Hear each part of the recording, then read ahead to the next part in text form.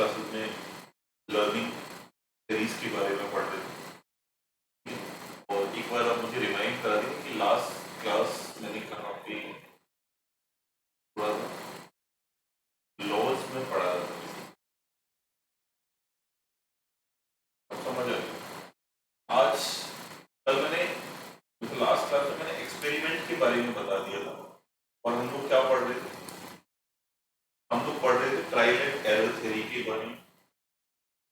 और trial and error theory क्या है, विषय वस्तु के बारे में पढ़ रहे हैं। उसके दूसरे नाम क्या है ट्रायल और एरर थ्योरी के? पहला नाम है कनेक्शनिज्म, दूसरा है बॉन्ड थ्योरी, और तीसरा है प्रेशर एंड पेन प्रिंसिपल। ठीक है, इसी के बेसिस पे मैंने आपको बताया था कि एडवर्ड थॉर्नडाइक जो है उनके द्वारा ट्रायल एंड एरर थ्योरी दिया गया, और थॉर्नडाइक को कहा जाता है मॉडर्न एजुकेशनल साइकोलॉजी के फाउंडर थे। ठीक है, और भी ये पजल बॉक्स एक्सपेरिमेंट इनका जो है वो मैंने कल आपको बताया था, और इसके संबंध में हमें 3 नियम पढ़ने हैं, और नियमों के बाद हम लोग आज की क्लास करेंगे।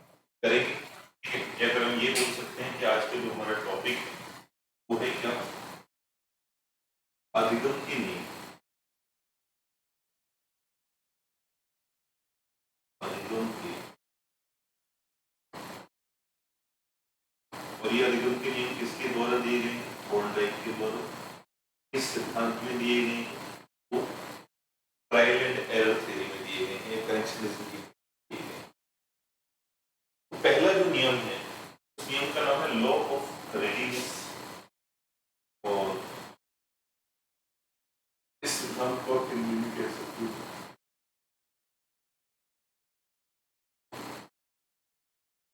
तत्परता का सिद्धांत, ना लिखे तत्परता का नियम लिखे।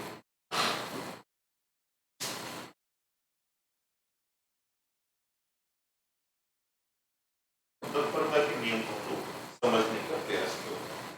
ठीक है, देखो तत्परता के नियम के अंतर्गत अगर हम बात करें तो अधिगम का नियम है, उसके अंतर्गत अगर हम लॉ ऑफ रेडीनेस को देखेंगे अधिगम की प्रक्रिया के दौरान, तो आपको पता है कि जब कोई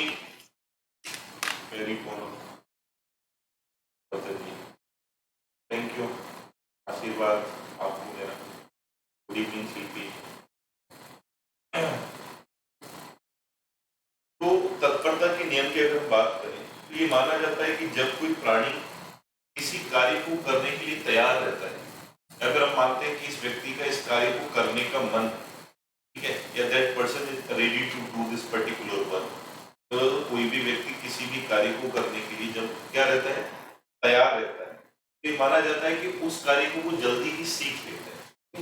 ठीक है, और इस टर्म को भी माना जाता है कि जब कोई व्यक्ति किसी कार्य को करने के लिए तैयार नहीं होता, उसका मन नहीं होता, तो वह उस कार्य को पूरी क्षमता के साथ नहीं कर पाता। ठीक है, और या फिर हम उससे बात करते हैं कि जब किसी बच्चे को या किसी व्यक्ति को कोई कार्य करने के लिए फोकस किया जाता है, ठीक है,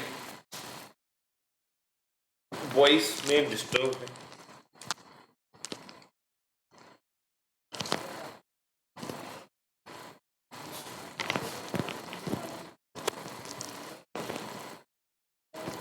वो चेक कर लो। आवाज आ रही है सब लोगों को? अब मेरी आवाज सुन पा रहे हैं सारे लोग? ठीक है, ठीक है, सुनिए आप जो भी चीजें आपको बताई जा रही हैं। आज हम पढ़ रहे हैं अधिगम के नियम के बारे में, जो कि थॉर्नडाइक के द्वारा दिए गए अपने ट्रायल एंड एरर थ्योरी में। और इसमें टर्म्स क्या है? पहला नियम जो है वो है लॉ ऑफ रेडीनेस, जिसको हम बोलते हैं तत्परता का नियम। और तत्परता का नियम क्या बताता है? तो तत्परता के नियम का मतलब ये है कि कोई भी व्यक्ति जब किसी कार्य को करने के लिए तैयार रहता है, तत्पर रहता है, रेडी रहता है, ठीक है, तो वह उस प्रक्रिया को या फिर उस कार्य को अच्छे से कर लेता है, ये माना जाता है। ठीक है, क्यों? क्योंकि मेरा किसी कार्य को करने का मन है, तो मैं जब उस कार्य को करूंगा तो मुझे क्या आएगा, आनंद आएगा कार्य करने में। बट जब मैं अगर किसी कार्य को मन से, ठीक है, या फिर किसी कार्य को करने के लिए तत्पर नहीं होता, या फिर आप मान लीजिए आपको किसी भी कार्य को करने के लिए फोर्स किया जा रहा है, बाध्य किया जा रहा है, ठीक है, तो जो आप किसी कार्य को करने के लिए बाध्य हो, ठीक है, मान लो आपको पीट पीट कर पढ़ाया जा रहा है, ठीक है, जबरदस्ती पढ़ाया जा रहा है, फोर्सफुली, आपका मन नहीं है पढ़ने का, ठीक है, तब आप जो अधिगम की प्रक्रिया है ना आपकी, वो कैसी होगी, स्लो होगी। क्यों? क्योंकि आप उस प्रक्रिया में इन्वॉल्व नहीं हो और आप उस प्रक्रिया का आनंद नहीं ले पा रहे हो। बेसिकली ये टर्म माना जा सकता है, ठीक है। अब यहां पर टर्म यही है कि अगर किसी भी बच्चे की किसी भी कार्य को करने की इच्छा नहीं है, किसी भी प्रक्रिया को सीखने की इच्छा नहीं है, ठीक है, तो वो उस कार्य को नहीं सीख पाएगा सही प्रकार से, ठीक है। इसलिए तत्परता का नियम ये कहता है कि बच्चा जो है किसी भी विषय वस्तु को सीखने के लिए क्या होना चाहिए, रेडी होना चाहिए, तत्पर होना चाहिए। और वो रेडी किसी फॉर्म में हो सकता है, ठीक है। मान लो अगर मैं इस बात को रोकूं,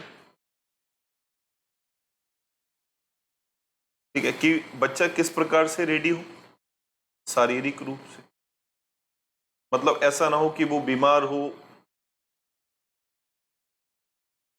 ठीक है, या फिर थका हुआ हो या टेंशन में हो, तो हम ये बोल सकते हैं कि वो शारीरिक रूप से स्वस्थ नहीं है, ठीक है, फिजिकली वो क्या नहीं है, फिट नहीं है सीखने की प्रक्रिया के दौरान, तो उसके सीखने की प्रक्रिया क्या होगी, ऑटोमेटिक है कि धीमी हो जाएगी।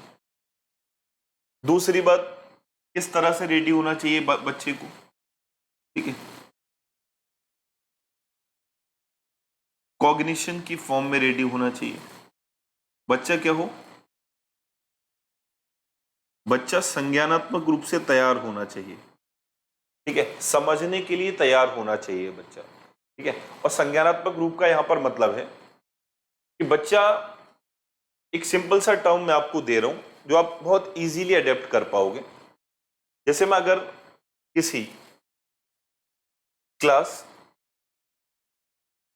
फोर्थ के बच्चे को, फोर्थ स्टैंडर्ड के स्टूडेंट को, यदि मैं क्लास 10th की मैथ प्रॉब्लम देता हूं, तो आप आंसर आप मुझे देंगे कि क्या बच्चा वो मानसिक रूप से या संज्ञानात्मक रूप से, मतलब सोचने के तरीके से या समझने के तरीके से, क्या वो तैयार है कि वो 10th की मैथ प्रॉब्लम सॉल्व कर पाएगा? तो नहीं है तैयार। शारीरिक रूप से स्वस्थ होना चाहिए, संज्ञानात्मक रूप से क्या होना चाहिए, वो तैयार होना चाहिए, ठीक है। ऐसा नहीं है कि आप उसके लेवल से, उसके मानसिक स्तर से ऊपर की चीजें अगर आप उसको सिखाओगे तो उसको सीखने में क्या होगी, प्रॉब्लम होगी, ठीक है। तो अध्यापक का, या फिर अगर हम शिक्षण प्रक्रिया की बात करें तो शिक्षण प्रक्रिया का एक मूलभूत टर्म यह भी है कि मानसिक स्तर के आधार पर, ठीक है, बच्चों की मानसिक आयु के आधार पर उनको क्या किया जाए, उनको किसी भी पर्टिकुलर अधिगम प्रक्रिया में सम्मिलित किया जाए। ऐसे कोई भी अधिगम प्रक्रिया नहीं होनी चाहिए जो उनके मानसिक स्तर से ऊपर की हो, यह आप याद रखेंगे। नेक्स्ट टर्म है कि बच्चा जो है वो सामाजिक रूप से,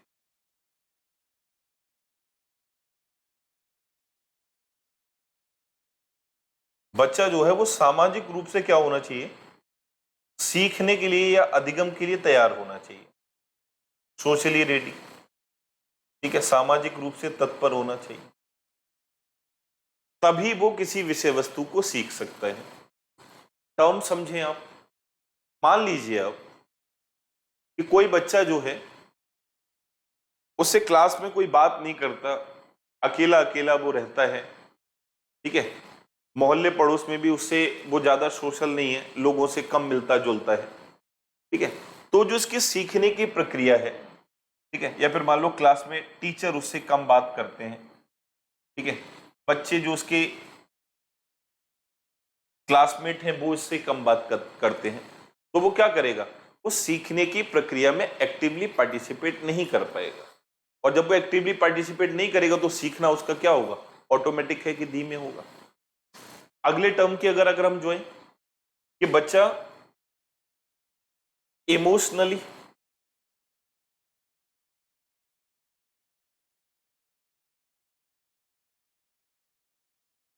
या फिर मोटिवेशनली।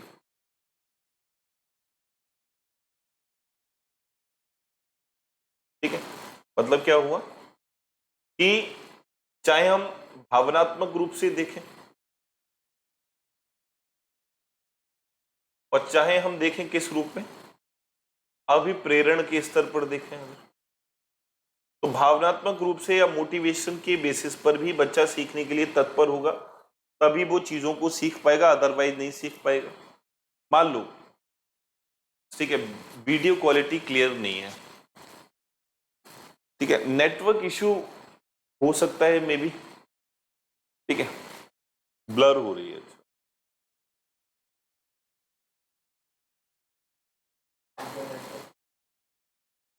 अच्छा, आप अपना एक बार नेटवर्क चेक कर लीजिए बतन जी, यहाँ तो सही दिख रही है, बाकी लोग भी बताइए कि स्क्रीन क्वालिटी ठीक है, वीडियो अब तक क्लियरली पहुंच पा रही है without any buffering.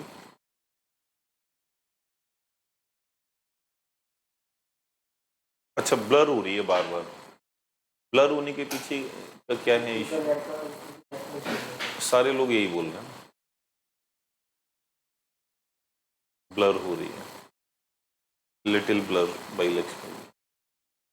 Priyanka ji भी बोल रहे हैं ब्लर हो रही है।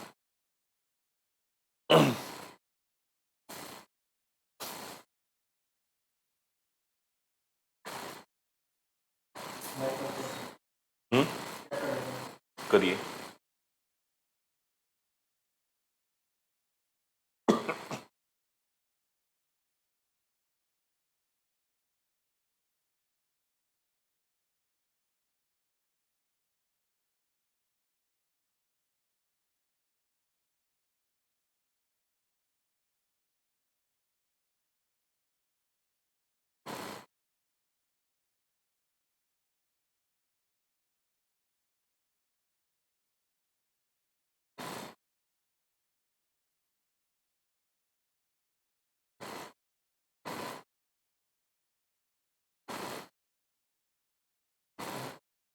हाँ,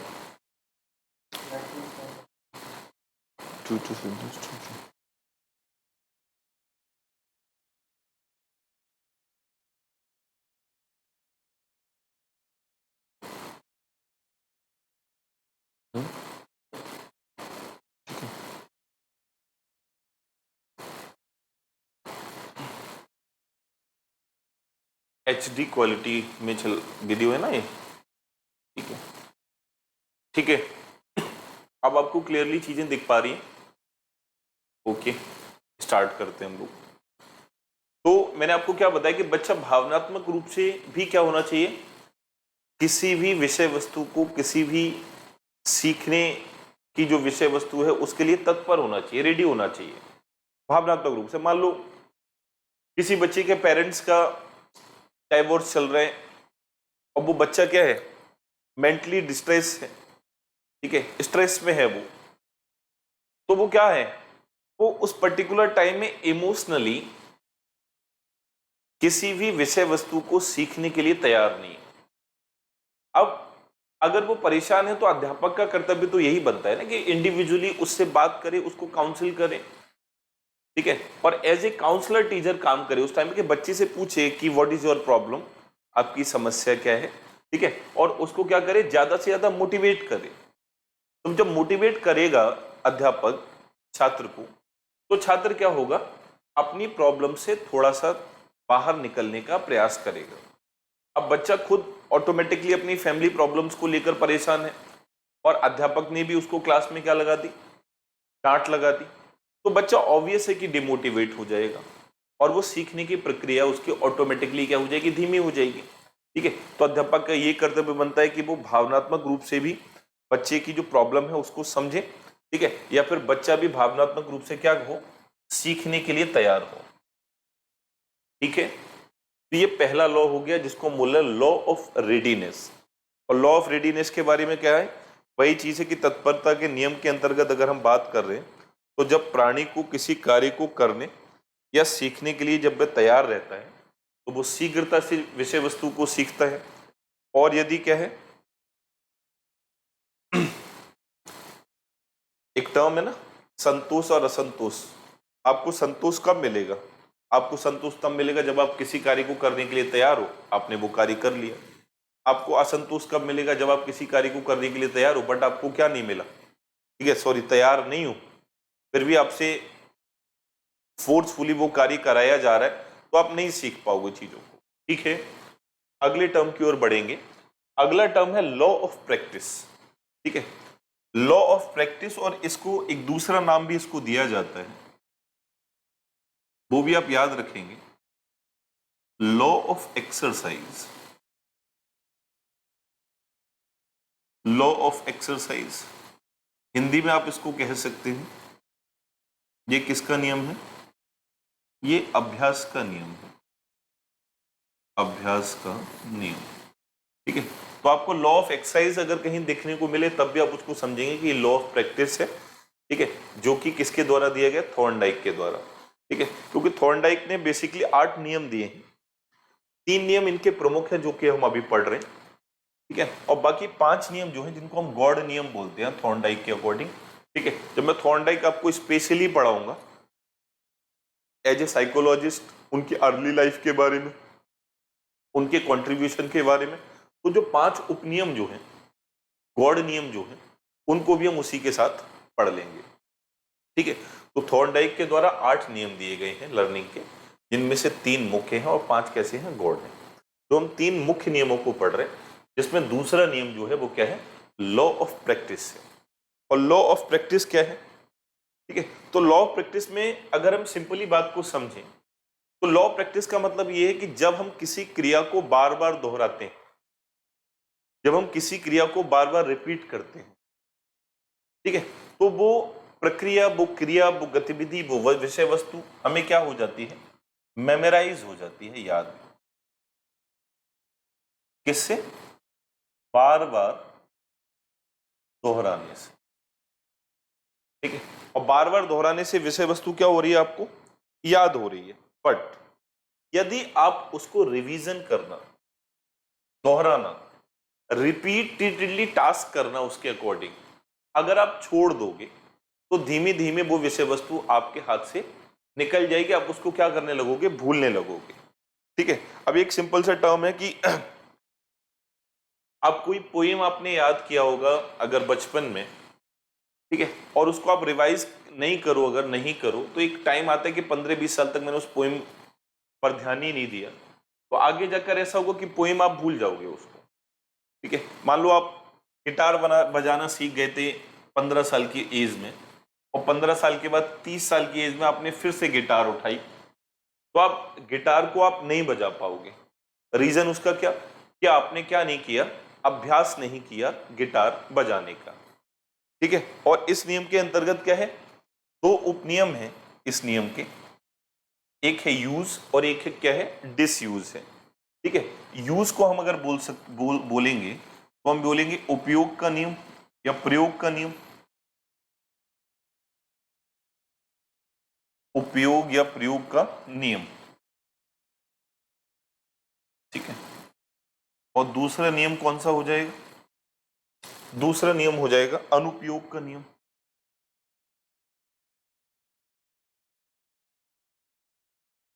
ठीक है, अनुपयोग का नियम। अब उपयोग का नियम क्या है? एक टर्म अगर आप समझेंगे तो बार बार चीजें वही हमें याद आती हैं। ठीक है, कि जब एक परिवर्तनीय संयोग की स्थिति के साथ, कि जब हम किसी भी विषय वस्तु को बार बार क्या करेंगे? अपने समक्ष रखेंगे और उसके साथ क्या करते रहेंगे? मान लो अंतःक्रिया करते रहेंगे,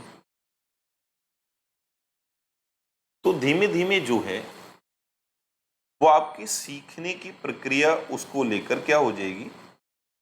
सुदृढ़ हो जाएगी। ठीक है, और हो सकता है कि वो आपकी मेमोरी में लॉन्ग टर्म तक रहे। ठीक है, और दूसरे टर्म को अगर आप देखोगे कि जब हम, नेटवर्क इशू हो रहा है क्या?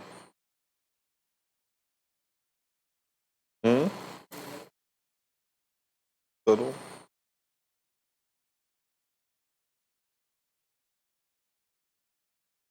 ऑन ऑफ करके मत देखो, एक बार मैं पूछ लेता हूँ आपको मतलब स्क्रीन क्लियर दिख रही है? आप एक बार बताएंगे जरा।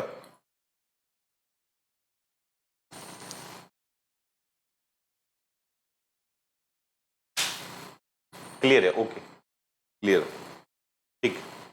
Little blur for button, but network issue तो नहीं है आपका? ठीक है, चलो करते हैं कंटिन्यू। ठीक है, बट क्लियर है, ठीक है।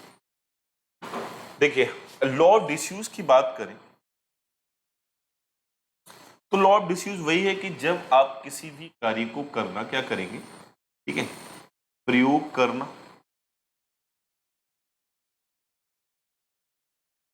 क्या कर देते हो, छोड़ देते हो, या फिर आप क्या कर रहे हो, आप उसका अभ्यास नहीं करते,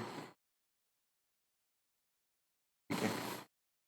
तो एक पर्टिकुलर टर्म ये हो जाएगा कि आपका जो रिस्पॉन्स था, आपकी जो अनुक्रिया थी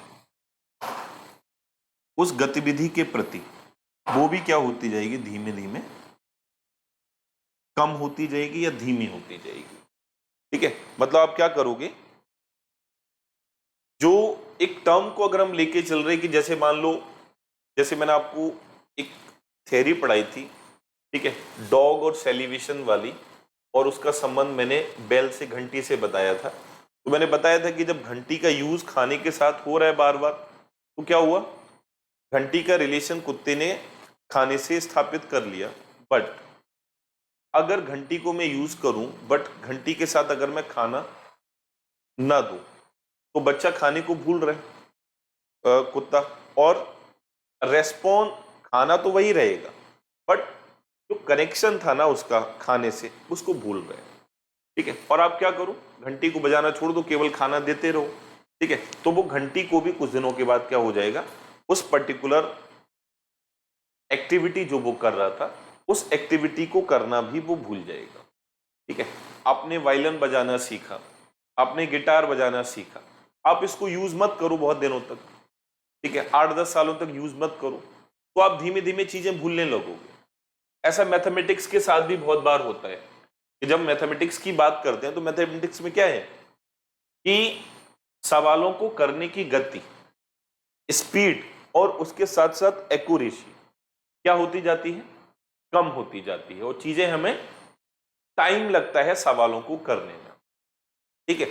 अब जैसे मान लो इंटरमीडिएट में मैथमेटिक्स था मेरे पास, बीएससी भी मैंने मैथमेटिक्स से किया है, ठीक है, फिजिक्स और मैथमेटिक्स से। बट एक टर्म मैं आपको बता रहा हूं कि मैंने इंटरमीडिएट में कैलकुलस पढ़ा, इंटरमीडिएट में मैंने अलजेब्रा पढ़ा, इंटरमीडिएट में मैंने ट्रिग्नोमेट्री पढ़ा, ठीक है, या फिर मॉडर्न अलजेब्रा पढ़ा मैंने बीएससी में। तो अब मुझे छोड़े हुए उसको टाइम हो चुका है, तो अब क्या है, अब मैं उन सवालों को पुनरावृत्ति नहीं कर पाऊंगा, उन सवालों को उतनी ज्यादा एफिशिएंसी से सॉल्व नहीं कर पाऊंगा जब मैं तब करता था जब मैं ग्रेजुएशन में था या फिर मैं इंटरमीडिएट में था, ठीक है। और अब तो पर्टिकुलर सब्जेक्ट भी अलग, अब वो ये ना कि चीजों को अगर आप दोहराओ, बार बार करो, ठीक है, तो वो चीजें आपको याद रहेंगी। और अगर चीजों को दोहराव में अगर कमी आती है ना, तो हम वो विषय वस्तु भूलने लगते हैं। आपको ये बात याद रखनी। अगले टर्म की ओर चलेंगे। अगला नियम है लॉ ऑफ इफेक्ट, और इसको बोलेंगे हम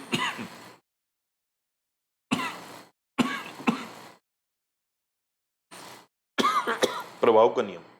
तेरा पानी है तो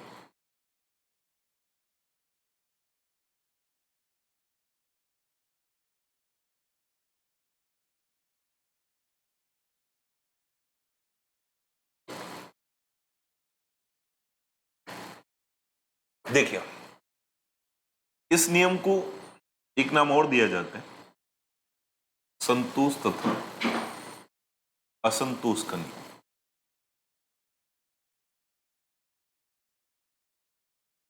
और लॉ ऑफ इफेक्ट जो है, प्रभाव का नियम, उसको थॉर्नडाइक के जो नियम थॉर्नडाइक ने बताए हैं, उन तीनों नियमों में सबसे प्रमुख नियम माना जाता है। अब ये क्या है, आपके ऊपर, अच्छा 8 अगस्त को स्पेशल टी का पेपर है, ठीक है। अब आप समझिए कि किसी कार्य को करने से अगर उस, जैसे आपने कोई भी क्रिया की मान लो, और उस क्रिया का परिणाम जो हुआ वो क्या हुआ, ठीक है, उस क्रिया का परिणाम जो है, सॉरी, अगर आपके लिए हितकारी साबित हुआ, हितकर साबित हुआ, तो आप उस क्रिया को पुनः करोगे। और अगर किसी भी कार्य को करने के बाद आपको कष्ट होता है या फिर दुखद फल प्राप्त होता है, तो उसे व्यक्ति रिपीट नहीं करता, ठीक है। हम ये बोल सकते हैं कि व्यक्ति उसी कार्य को सीखता है जिससे उस व्यक्ति को क्या मिलता है, लाभ मिलता है या संतोष प्राप्त होता है, ठीक है। और उस कार्य को नहीं करता, ठीक है, जिस कार्य को करने से उसको कष्ट मिलता है। तो सिंपल टर्म है, जिस कार्य को करने के लिए बच्चे को क्या मिलेगा, रिवॉर्ड मिलेगा, उसको रीइंफोर्स किया जाएगा, पुनर्बलन किया जाएगा, ठीक है। पुनर्बलन, आप रीइंफोर्समेंट को समझो, मैंने आपको बताया था, पेरेंट्स ने अपने बच्चे से कहा कि अगर आप एग्जाम में टॉप करते हो तो आपको एक मोबाइल फोन दिया जाएगा। ये क्या है, किसी भी अच्छे व्यवहार को बार बार दोहराए जाने के लिए किया जाने वाला प्रयास रीइंफोर्समेंट कहलाता है। या फिर किसी भी बच्चे को जो अच्छा व्यवहार वो कर रहा है वो व्यवहार अगली बार भी करे, ठीक है, उस व्यवहार को करने के लिए बच्चे को क्या दिया, कोई डिजायरेबल चीज दे दी, वो रीइंफोर्समेंट है। पुरस्कार भी कब दिया जाता है, जब बच्चा कोई अच्छा व्यवहार करता है। तो जिस कार्य को करने से बच्चे को पुरस्कार मिलेगा, बच्चा उस कार्य को क्या करेगा, रिपीट करेगा, पहली बात। और जिस कार्य को करने से बच्चे को क्या मिल रहा है, दंड मिल रहा है, ठीक है, या फिर उस कार्य को करने से दंड मिलेगा तो दुख तो होगा ही उसको, ठीक है, या फिर कष्ट हो रहा है उसको, तो उस कार्य को वो रिपीट नहीं करेगा, नो रिपीट, कोई रिपीटिशन नहीं। तो एक कार्य को करने से मिल रहा है पुरस्कार, तो बच्चा उसको दोहरा रहा है। एक कार्य को करने से क्या है, उसको दंड मिल रहा है, ठीक है, उसने कोई गतिविधि करी, ठीक है, पेरेंट्स ने, माँ ने या पिता ने क्या किया, बच्चे को धुन दिया पकड़ के। अब क्या बच्चा उस कार्य को दोबारा करेगा, नहीं करेगा।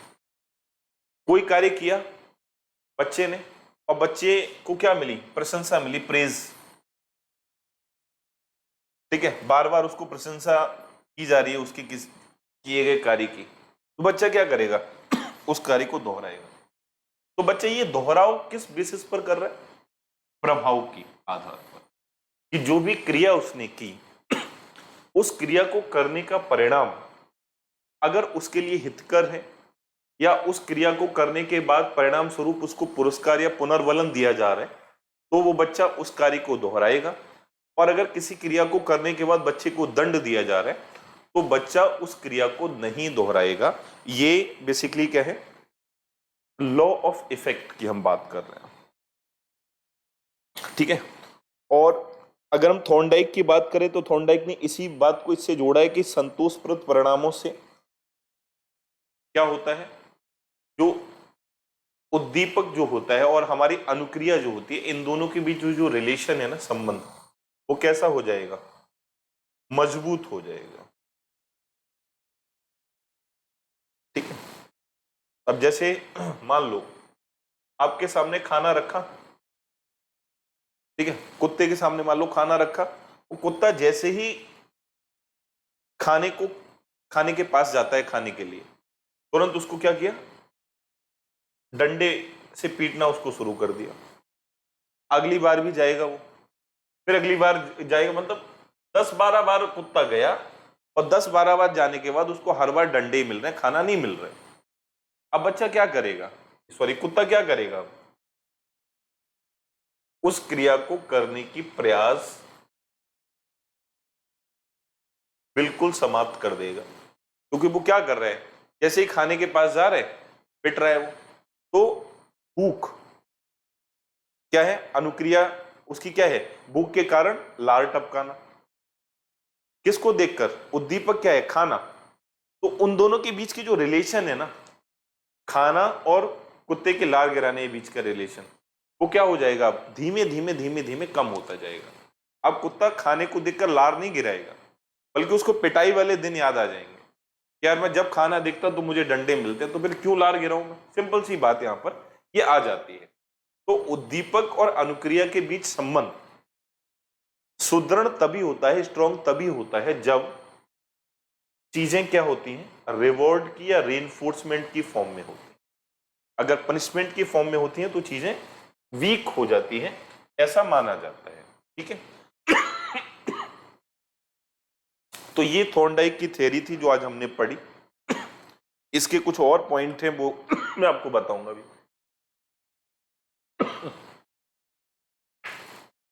आप लोग ये बताओ, ये थ्योरी समझ में आ गई आपके सभी लोग?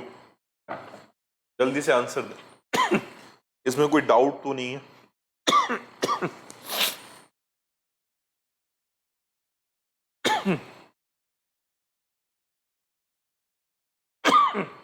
क्लियर है? ओके, आगे बढ़ेंगे हम लोग। ये जो सिद्धांत हमने पढ़ा, कौन सा सिद्धांत पढ़ा हमने, ट्रायल एंड एरर, ठीक है, या फिर थॉर्नडाइक के सीखने का नियम। ठीक है, इस सिद्धांत का शिक्षा में महत्व क्या है, इसको हम और पढ़ लेते हैं।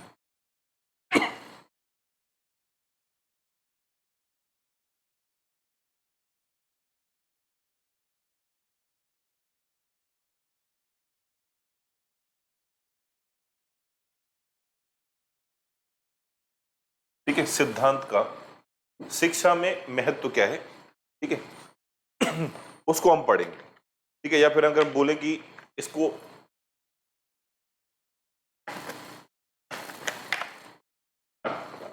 टर्म है ये,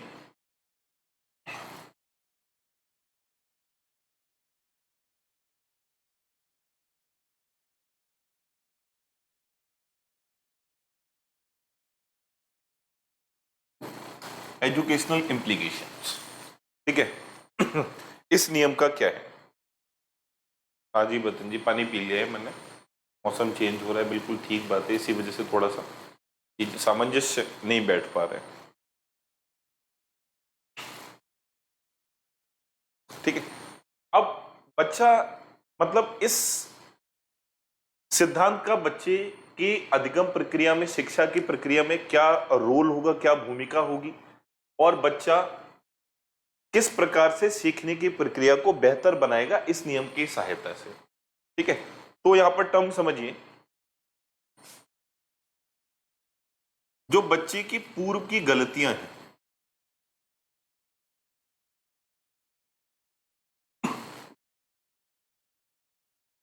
पूर्व की गलतियों से क्या करेगा, अनुभव लेकर,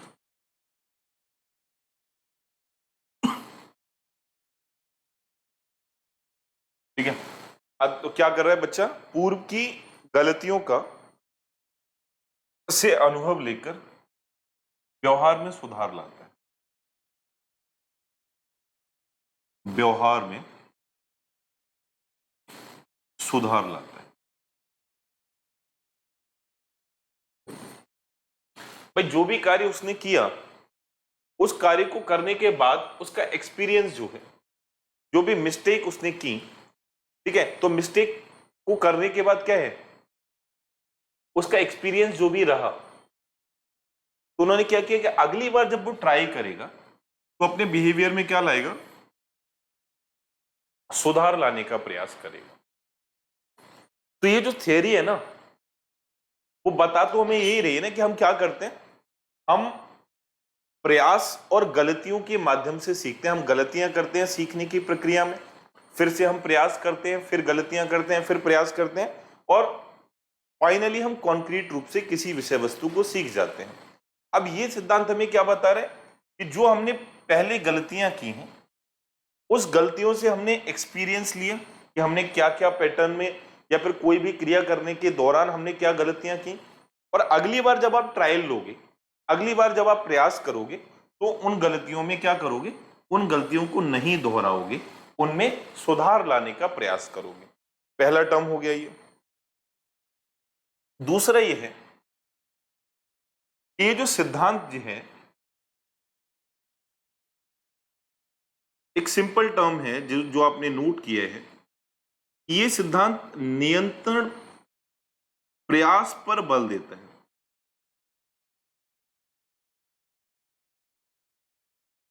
कि बच्चा क्या करे, लगातार प्रयास करे, तो कंटिन्यूअस एफर्ट पर जोर देता है ये। और जब कंटिन्यूअस एफर्ट पर जोर देता है ये सिद्धांत, तो क्या है कि बच्चा किसी भी समस्या से घबराएगा नहीं, और जब किसी भी समस्या से नहीं घबराएगा तो बच्चे के अंदर क्या होगा, पेशेंस, धैर्य और परिश्रम, इन गुणों का विकास होगा। ठीक है, धैर्य और परिश्रम के गुणों का विकास, धैर्य और परिश्रम के गुणों का विकास होगा। क्यों? क्योंकि वो लगातार प्रयास कर रहे हैं, और लगातार प्रयास कर रहे हैं तो वो क्या है, रिजल्ट के प्रति, ठीक है, आने वाले परिणाम के प्रति वो केवल परिणाम की ओर ध्यान नहीं दे रहे, बल्कि वो किस ओर ध्यान दे रहे हैं कि मैं लगातार प्रयास करूं, और अगर मेरा प्रयास सही दिशा में सही प्रकार से चलता रहा तो परिणाम क्या होगा, बेहतर ही होगा। ठीक है, आप समझते होंगे कि मान लो एक पर्टिकुलर प्रयास में, एक अटेम्प्ट में आपका अगर सिलेक्शन नहीं होता, और उसके बाद अगर आप डिमोटिवेट हो जाते हो, और डिमोटिवेट होने के बाद क्या करो, आपकी सीखने की प्रक्रिया ऑटोमेटिकली धीमी हो जाएगी। और एक दूसरा पर्सन क्या है, अगर एक अटेम्प्ट में फेल होने के बाद वो क्या करेगा, उसने पेशेंस रखा, टेंशन को दिमाग से निकाला, और फिर से क्या किया, और ज्यादा मेहनत के साथ प्रयास किया। तो और ज्यादा मेहनत के साथ प्रयास करेगा तो हो सकता है इस बार वो सफल हो जाए। मान लो नेक्स्ट टाइम भी सफल नहीं होता, फिर क्या करेगा वो, फिर और ज्यादा मेहनत, मतलब पिछले वाले की अपेक्षा जो भी गलतियां उसने पिछले अटेम्प्ट में की, उन गलतियों से सीखेगा। ठीक है, मान लो ये कर लिया कि मैंने मैथ्स का सेक्शन गलत हो गया, तो मैंने कोर एरिया मैथ्स को पकड़ा इस बार। ठीक है, या मान लो साइकोलॉजी का सेक्शन गलत हो गया, तो मैंने साइकोलॉजी के सेक्शन को पकड़ा, या इंग्लिश का सेक्शन गलत हो गया तो इंग्लिश के सेक्शन को पकड़ा। ठीक है, मान लो एग्जाम में क्या है कि आप कुछ स्टूडेंट के साथ ये हो जाता है कि परीक्षा हॉल में जाकर वो क्या हो जाते हैं, थोड़े से सप्रेस फील करते हैं, वो दबाव में आ जाते हैं। और हमेशा आप याद रखेंगे कि जब पर्सन प्रेशर में होता है, दबाव की स्थिति में होता है, तो उसके प्रदर्शन जो है वो एक्चुअल परफॉर्मेंस नहीं कर पाता। इसलिए हमेशा जो भी पढ़ा है हमने, अपनी तैयारी के प्रति हमेशा हमें आश्वस्त रहना चाहिए कि जो भी मैंने पढ़ा है वो कॉन्क्रीट है। अगर उन पर्टिकुलर डायमेंशंस में से एग्जाम आता है तो I will break the barrier. ठीक है, अब एग्जाम भी वही है ना कि आप लगातार पेशेंस रखो और आप लगातार परिश्रम करते रहो। इन दोनों चीजों के होने के बाद आपका सिलेक्शन ना हो, ऐसा पॉसिबल ही नहीं। ठीक है, तो ये बच्चे में क्या कर रहे हैं, निरंतर प्रयास पर बल देता है, जिससे बच्चों में क्या होगा, परिश्रम की भावना और धैर्य की भावना का विकास होगा। ठीक है, अगला टर्म ये है, जैसे आपको पता है ये सिद्धांत अभ्यास पर बल देता है। सॉरी,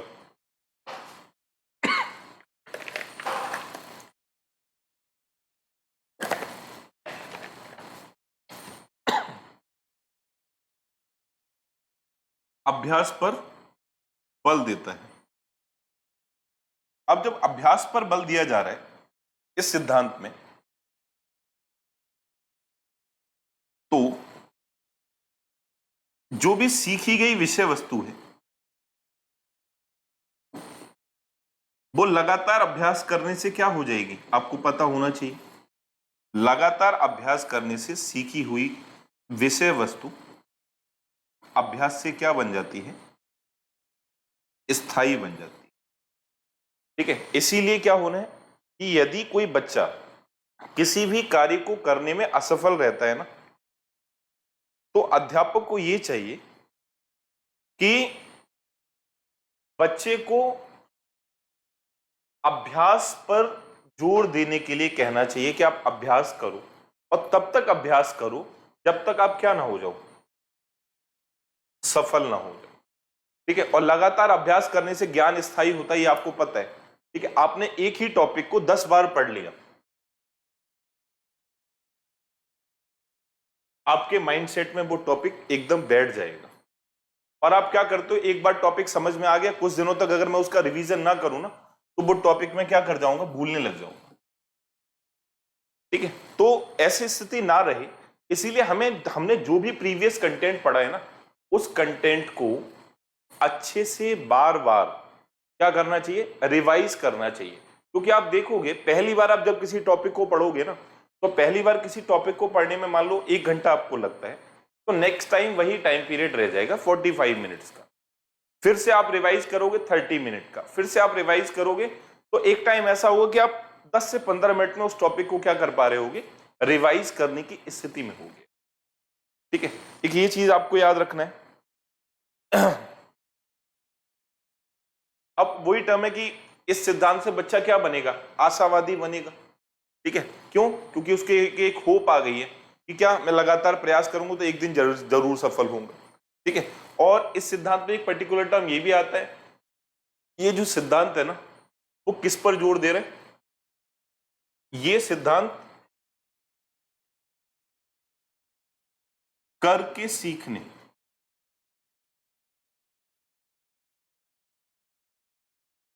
की प्रक्रिया पर बल देता है।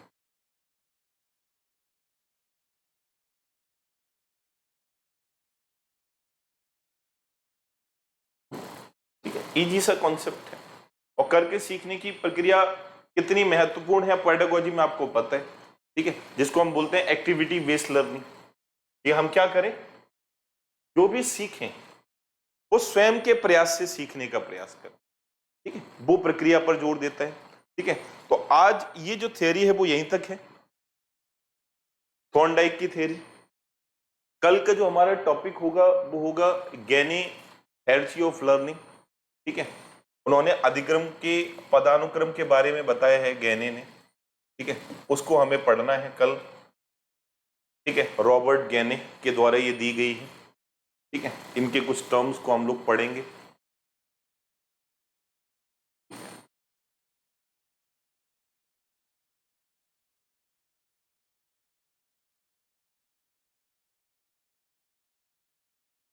तो आज की क्लास में भी आपको पॉसिबल है कि समझ में आई होगी, कोई प्रॉब्लम आपको नहीं होनी चाहिए आज की क्लास के रिगार्डिंग। ठीक है। और आप इन चीज़ों का याद रखेंगे, जो भी चीज़ें मैं आपको बता रहा हूँ बार बार, कि आप परिश्रम करो लगातार। कोई भी डाउट हो अगर आपको, तो आप मुझसे पूछो। कोई विषय वस्तु आपकी समझ में नहीं आ रही है, आप मुझसे पूछो, मैं और हमेशा आपके लिए अवेलेबल रहूँगा। ठीक है। बस आपको ये करना है कि चीज़ों को बेहतर तरीके से रिवाइज करना है। कोई भी कॉन्सेप्ट समझ में नहीं आ रहा है, लगातार पूछो मुझसे, कोई प्रॉब्लम नहीं। ठीक है ना। और टेस्ट पेपर जो होता है, ठीक है, उसके लाइव सेशन में ज़रूर आपको हिस्सा लेना है। ठीक है। ज़रूर उससे जोड़ना है। ठीक है। जिससे आप क्या करो कि जो भी थ्योरी आप पढ़ रहे हो, उस थ्योरी के पॉसिबल क्वेश्चंस भी आपके पास आ पाए। ठीक है। Thank you for today.